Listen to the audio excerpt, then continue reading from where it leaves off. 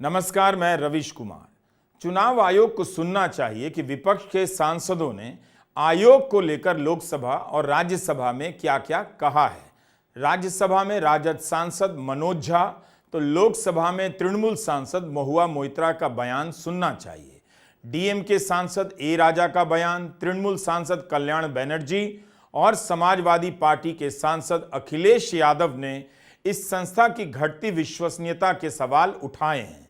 चुनाव के समय आयोग के कई एक्शन को लेकर पब्लिक में भी खूब बहस हुई है। प्रेस क्लब ऑफ इंडिया ने तो बाकायदा पत्र लिखा था कि आयोग प्रेस कॉन्फ्रेंस नहीं कर रहा है, जबकि पहले के चुनावों में नियमित प्रेस कॉन्फ्रेंस की जाती थी। मतदान समाप्ति के बाद जब आयोग ने दूसरी बार प्रेस कॉन्फ्रेंस की, तब भी यह सवाल उठा था। जो जवाब दिया गया वो संतोषजनक नहीं था। 77 दिनों तक 2024 का चुनाव चला और केवल 2 बार चुनाव आयोग की तरफ से प्रेस कॉन्फ्रेंस हुई। मुख्य चुनाव आयुक्त राजीव कुमार ने कहा कि लिखित जवाब दिया जा रहा था। 100 से अधिक प्रेस नोट जारी किए गए, इनमें नोटिस भी शामिल हैं। नोटिस या प्रेस नोट कभी भी प्रेस कॉन्फ्रेंस का विकल्प नहीं हो सकता है। 2019 में कुछ चरणों के मतदान के बाद प्रेस कॉन्फ्रेंस होती रही, लेकिन यह प्रथा अब बंद हो गई। उसी तरह फॉर्म 17C को लेकर कितनी बहस हुई। कम मार्जिन वाली सीटों पर बीजेपी की जीत को लेकर भी सवाल उठे। कुछ राज्यों में आयोग ने कई अफसरों को बदला, लेकिन वहीं दूसरे राज्यों में देखने को मिला कि कुछ अफसर सेवा विस्तार पाकर अपने पद पर जमे ही रहे। राज्यसभा में राजद सांसद मनोज झा ने चुनाव आयोग की घटती विश्वसनीयता का जिक्र किया है।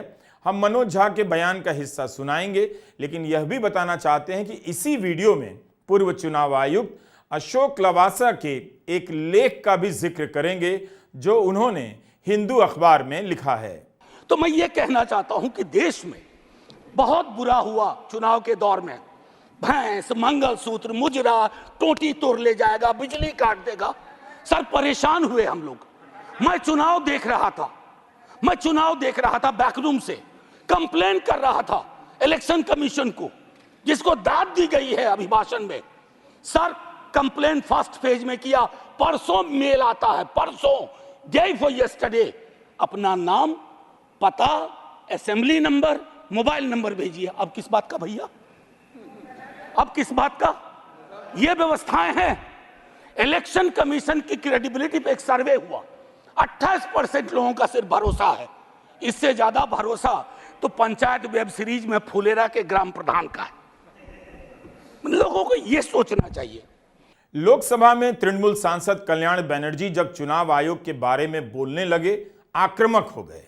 बाद में स्पीकर ने उनके भाषण से आयोग को लेकर की गई तमाम टिप्पणियों को हटाया भी। कल्याण बनर्जी श्रीरामपुर से सांसद हैं। उन्होंने आयोग की निष्पक्षता पर सवाल उठाया। The Honorable Chief Minister Mamata Banerjee raised so many questions about the role of the Election Commission of India. Now the question is whether the Election Commission of India has conducted election in 2024 impartially. We are saying, you are saying this. This is a charge against the Election Commission of India. Now, sir, speeches have been delivered. Hatred speech have been delivered. Hatred speech against the minority community, Muslims have been delivered. What steps have been taken by the Election Commission of India against them? What steps? Only steps against the opposition. All these steps against the opposition leaders. 16 मार्च 2024 को चुनाव का ऐलान हुआ था, लेकिन उससे कुछ दिन पहले चुनाव आयुक्त अरुण गोयल का इस्तीफा हो जाता है। वह भी रहस्य ही बना रहा। चुनाव की घोषणा से पहले 2 आयुक्तों की नियुक्ति की गई। 7 चरणों में चुनाव कराने की बात को लेकर खुद मुख्य चुनाव आयुक्त राजीव कुमार ने कहा है, चुनाव कम से कम 1 महीने पहले खत्म कर देना चाहिए था। इतनी गर्मी में नहीं जाना चाहिए था। आगे के लिए हमने सीख ले ली। सवाल तो शुरू में ही हुए और उससे पहले के कई चुनाव में हुए कि चुनाव आयोग कई चरणों में चुनाव क्यों करा रहा है। लेकिन तब राजीव कुमार ने व्यवस्था का जिक्र किया और कारण बताया था। पश्चिम बंगाल के चुनाव में चुनाव आयोग की सक्रियता कुछ अलग नजर आ रही थी। चुनाव की घोषणा होते ही आयोग ने पश्चिम बंगाल के पुलिस प्रमुख को राजीव कुमार को पद से हटा दिया। मुर्शिदाबाद के डीआईजी को भी पद से हटा दिया गया। यही नहीं, पश्चिम बंगाल के मुख्य चुनाव अधिकारी और अतिरिक्त चुनाव अधिकारी को भी हटाया गया। चुनाव के दौरान भी तृणमूल कांग्रेस ईसी पर इन्हीं मामलों को लेकर आरोप लगाती रही। ईसी ने दूसरे राज्यों के भी गृह सचिव तो बदले हैं, लेकिन फिर यूपी के मुख्य सचिव तत्कालीन तब के दुर्गा शंकर मिश्रा कैसे अपने पद पर बने रहे, जबकि उन्हें कितनी बार सेवा विस्तार देकर इस पद पर रखा गया। क्या उन पर आयोग को कभी संदेह नहीं हुआ, जिस तरह से पश्चिम बंगाल के पुलिस प्रमुख को लेकर हुआ होगा, कई राज्यों के गृह सचिव को लेकर हुआ होगा। The fourth theme in the Honorable President's address, the Election Commission of India. The speech expresses gratitude to the ECI for conducting the largest election in the world. With all humility, with no intent to denigrate the office of what used to be the august constitutional body of this land, let us as members of this opposition put on record that we won in spite of the EC, not because of it. The commissioners chosen by a government-dominated panel in willful disobedience of the Supreme Court turned a deaf ear to the most egregious violations of the Model Code of Conduct by the ruling party, by the Honorable Prime Minister with his hate-filled speeches and his divisive religion-based rhetoric. This country has been ashamed and disgusted by the language used against minorities during this campaign. This election will go down in history where an eager and compliant election commission turned a blind eye and a deaf ear against the excesses of the ruling party when the MCC was in effect. Opposition leaders were arrested, party accounts were frozen, ED and CBI even came into our election offices with impunity. Ultimately, the voters took charge and they said, "बहुत हो गया." Enough is enough. केवल तृणमूल कांग्रेस ही चुनाव आयोग को लेकर सवाल नहीं उठा रही थी, बल्कि कोलकाता हाईकोर्ट ने भी चुनाव आयोग की आलोचना की थी। भारतीय जनता पार्टी द्वारा तृणमूल कांग्रेस के खिलाफ जारी किए गए एक अपमानजनक विज्ञापन पर हाईकोर्ट ने रोक लगा दी। बीजेपी के विज्ञापनों में तृणमूल कांग्रेस को सनातन विरोधी से लेकर चोर कहा जा रहा था। जस्टिस सब्यसाची भट्टाचार्य की एकल पीठ ने अपने आदेश में कहा कि बीजेपी द्वारा साइलेंस पीरियड में जारी किए गए विज्ञापन आचार संहिता का उल्लंघन तो है ही, साथ ही वे आधारहीन हैं, अपमानजनक भी हैं और अपने प्रतिद्वंदी पर निजी हमले करते हैं। हाई कोर्ट ने चुनाव आयोग की आलोचना की और कहा कि इस तरह के विज्ञापनों को रोकने में आयोग असफल रहा है। चुनाव के दौरान बीजेपी के कई नेता धार्मिक और सांप्रदायिक टोन में भाषण देते रहे, मगर उन पर कोई रोक नहीं लगी।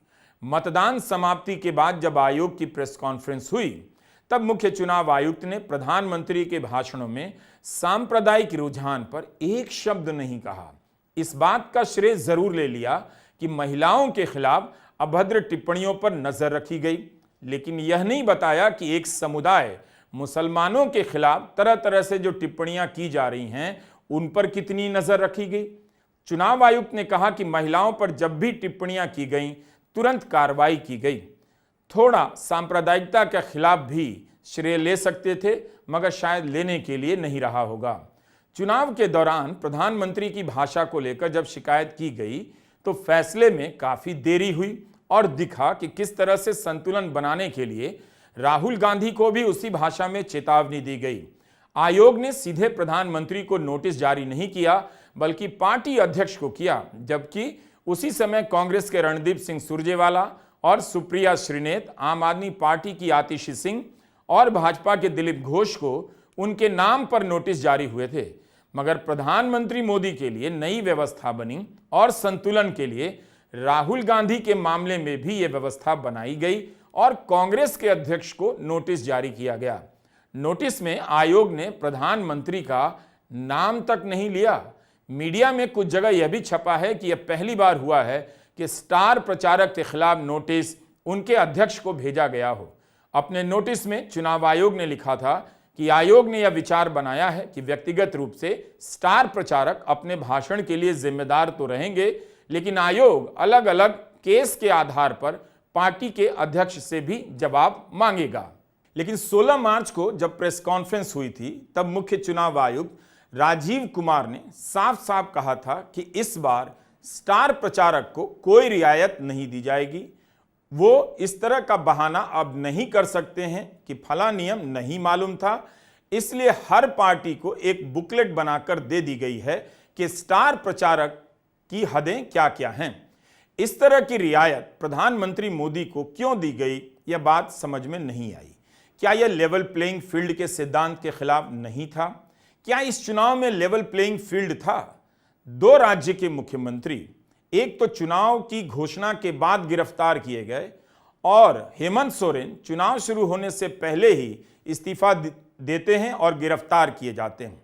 यह सब याद दिलाना जरूरी है, तभी आप ठीक से देख पाएंगे कि विपक्ष के सांसद क्यों चुनाव आयोग को लेकर सवाल उठा रहे हैं, और पूछ पाएंगे जब अरविंद केजरीवाल की गिरफ्तारी को लेकर तमाम विपक्षी दलों ने चुनाव आयोग से कहा कि रोकिए, यह लेवल प्लेइंग फील्ड के खिलाफ है, तब चुनाव आयोग ने क्या किया, यह सवाल अब तो आप पूछ सकते हैं।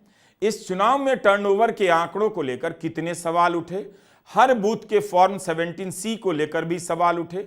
जेडीयू के सीतामढ़ी से सांसद हैं देवेश चंद्र ठाकुर, उन्होंने कथित तौर पर कहा कि वे यादवों का, मुसलमानों का काम इसलिए नहीं करेंगे क्योंकि इन समुदायों ने उन्हें वोट नहीं दिया। यह नतीजा आने के बाद हुआ। इस मसले पर हम पूर्व चुनाव आयुक्त अशोक लवासा के लेख की बात करना चाहते हैं, लेकिन पहले समझना चाहिए कि किसी सांसद को कैसे पता है कि उसे किसने वोट दिया, किसने नहीं। भले व्यक्तिगत स्तर पर ना पता चले, लेकिन समुदाय या जाति के हिसाब से भी पता चल जाना ये मतदान की गोपनीयता के खिलाफ लगता है। इसका कारण यह है कि बूथ के हिसाब से आंकड़े आते हैं, उससे अंदाजा मिल सकता है कि यह किस जाति या समुदाय विशेष का इलाका है। भारत में गांव और कस्बे ही नहीं बल्कि शहरों के मोहल्ले भी जाति और धर्म की पहचानों पर बटे हुए हैं, बसे हुए हैं। ऐसे में किसी खास बूथ का डेटा बता सकता है कि किसने किसे वोट नहीं दिया होगा। क्या आप एक वोटर की हैसियत से, एक नागरिक की हैसियत से ये चाहेंगे कि आपने चुनाव में किसे वोट दिया, ये मतगणना के बाद आपके यहाँ से जीते हुए MP या MLA को पता चल जाए? क्या इससे आपके साथ भेदभाव होने की आशंका नहीं होगी? तो सवाल है कि एक उम्मीदवार को यह नहीं पता चले, इसके लिए क्या किया जाना चाहिए, क्या कुछ किया भी जा सकता है? पूर्व चुनाव आयुक्त अशोक लवासा ने द हिंदू में एक लेख लिखा है, अपनी तरफ से इसका समाधान बताया है। ईवीएम के आने के बाद बैलेट बॉक्स के वोट को मिलाने की प्रक्रिया बंद हो गई। पहले मिलाई जाती थी क्योंकि ईवीएम में ऐसा करना संभव नहीं। इसे दूर करने के लिए 2007 में खुद ईसी ने टोटलाइजर तकनीक के इस्तेमाल का प्रस्ताव किया। ईसी ने तब सभी राजनीतिक पार्टियों ने इसके इस्तेमाल से सहमति जताई। इसका मार्च 2009 में मेघालय और यूपी के उपचुनाव में सफलतापूर्वक परीक्षण भी हुआ, लेकिन बाद में यह मुद्दा चुनाव आयोग, सरकार और कोर्ट के बीच घूमता रहा और 2014 के बाद इसे ठंडे बस्ते में डाल दिया गया।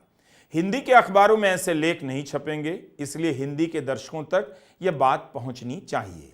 इसलिए हमें लगा कि आप तक यह बात पहुंचाते हैं। आखिर क्यों मोदी सरकार ने टोटलाइजर तकनीक का विरोध किया?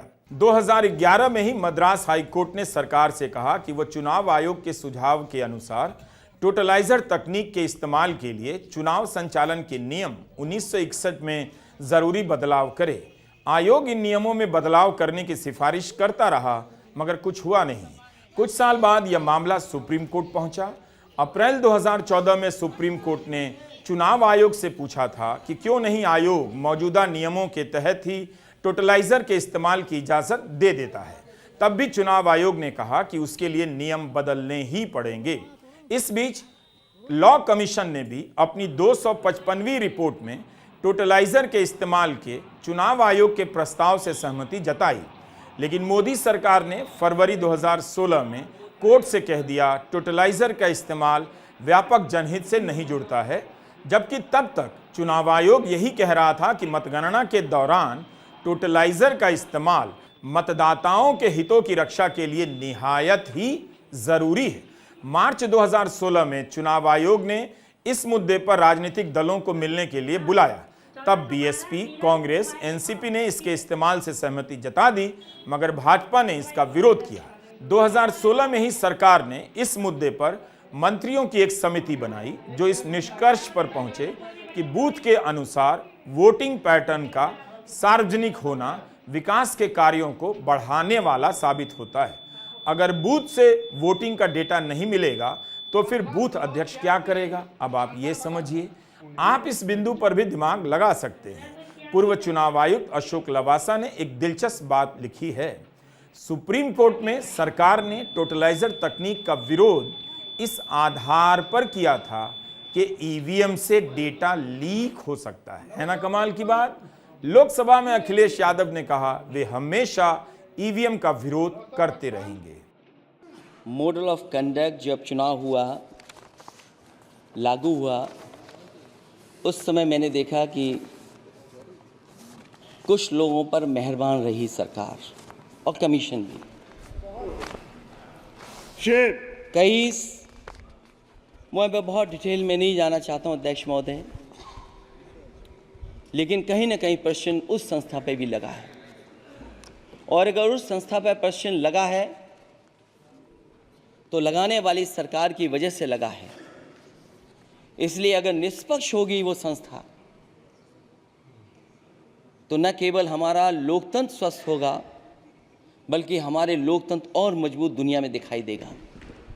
अध्यक्ष महोदय, ईवीएम पे मुझे कल भी भरोसा नहीं था, आज भी नहीं भरोसा। मैं 80 के 80 सीट जीत जाऊं तब भी नहीं भरोसा। और मैंने अपने चुनाव में कहा था अध्यक्ष महोदय कि ईवीएम से जीत करके ईवीएम हटाने का काम करेंगे। न ईवीएम का मुद्दा मरा है न जाएगा खत्म। जब तक ईवीएम नहीं हटेगी हम समाजवादी लोग उस बात पर अड़ग रहेंगे। चुनाव आयोग की भूमिका, उसके अधिकारों पर बहस होती रहनी चाहिए। इसके लिए संसद ही उपयुक्त जगह है, लेकिन सदन में दूसरी संस्था के बारे में बात करने का शायद नियम नहीं, क्योंकि आयोग को वहां अपना पक्ष रखने का मौका नहीं मिलेगा। तो क्यों ना यही बहस ऐसी जगह हो जहां आयोग को भी अपना पक्ष रखने को मिले और जनता को देखने को मिल जाए कि क्या इस चुनाव में चुनाव आयोग निष्पक्ष था। इसकी शुरुआत चुनाव आयोग नियमित प्रेस कॉन्फ्रेंस से कर सकता है। नमस्कार, मैं रवीश कुमार।